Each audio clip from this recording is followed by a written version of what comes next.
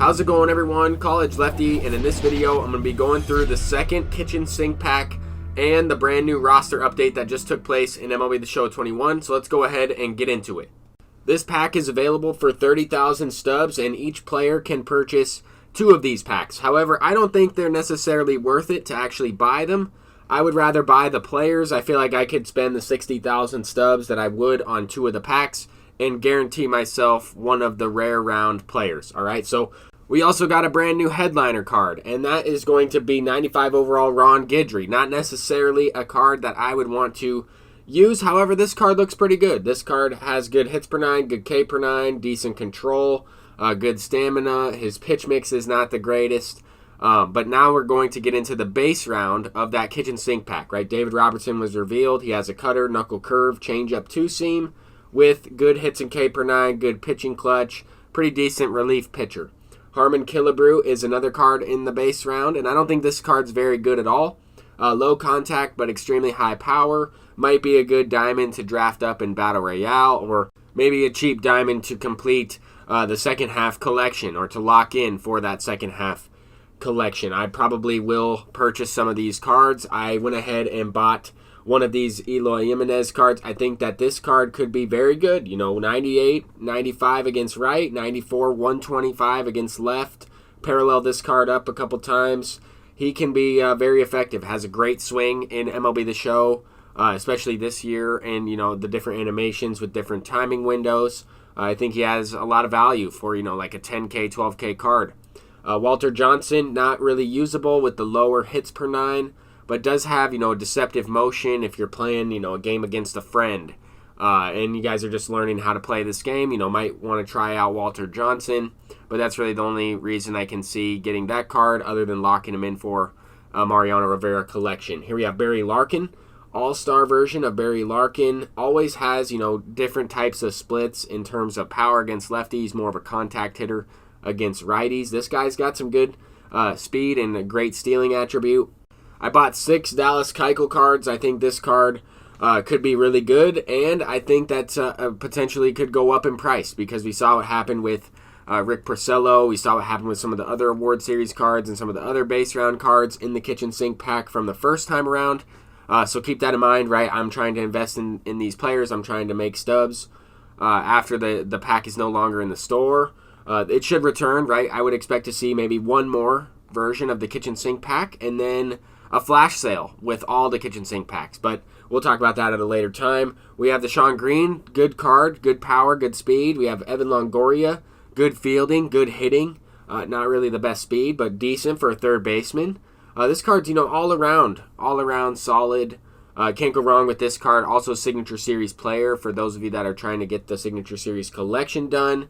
If you don't have, Kyle Seager, if you don't have David Ortiz, you can now, pick up a couple of these Signature Series cards from these kitchen sink packs. That's pretty cool.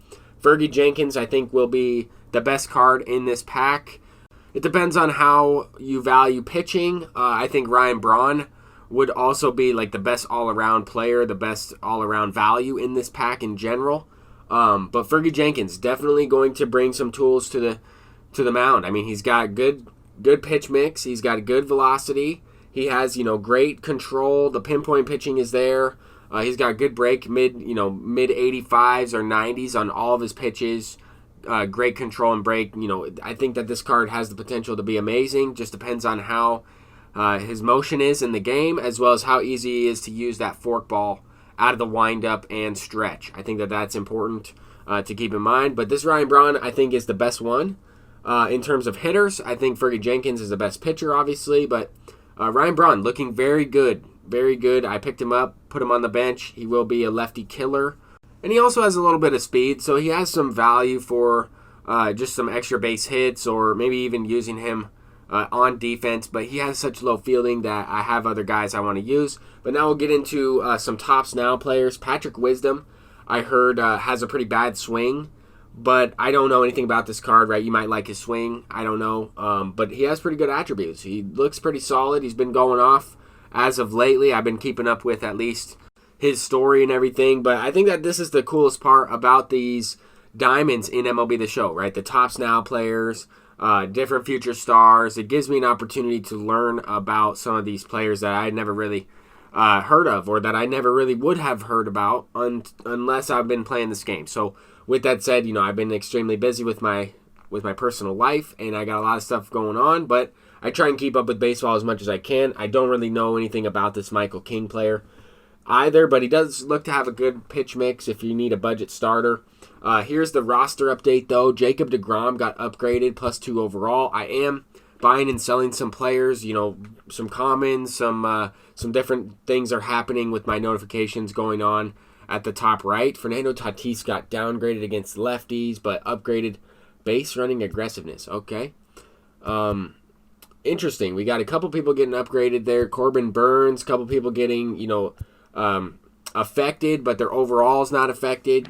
They are getting adjusted in terms of their attributes. I think that this is pretty sweet to see these roster updates. I did not really invest in any players this time around. I had a couple Ozzy Albies cards that I bought for like $1,500 a couple weeks ago, and I saw that he was going for like $3,300 or $3,400, so I sold a couple of those cards. I actually pulled a Tyler Glasnow in a regular show pack yesterday. Sold him for the price of a diamond yesterday. I'm always trying to sell off the hype. I know people were probably investing in Marcus Semien, Albies, Ketel Marte, maybe Lourdes Gurriel, but I always try to just sell these players off the hype. If they're going for $5K on the market the night before or the day of the roster update, I'm selling them. I am selling them. It doesn't matter if they double in price after that. I want to make sure that I get my guaranteed profit, and more people are likely to buy those cards anyway when the roster update is about to happen. But also keep in mind that you can be putting these buy orders up for players that you think are going to get upgraded, right? If you think a silver is going to go gold, you might want to put up a couple orders in for like 100 stubs, because once they do go gold, the minimum buy order you can put up is 1,000. If you think a player is about to go diamond, you might want to put up a bunch of buy orders for like 1,000 stubs or like 1,500 stubs, because then people will just randomly sell those cards for that price, even though their quick sell value is 5,000 stubs, right? A diamond. But once you get some of those orders to go through after they've been upgraded, you can just go into your inventory, quick sell all your duplicates, and make a good profit that way. I've made a couple videos talking about that. But I always try and include as many tips as possible as we're kind of just going through this roster update.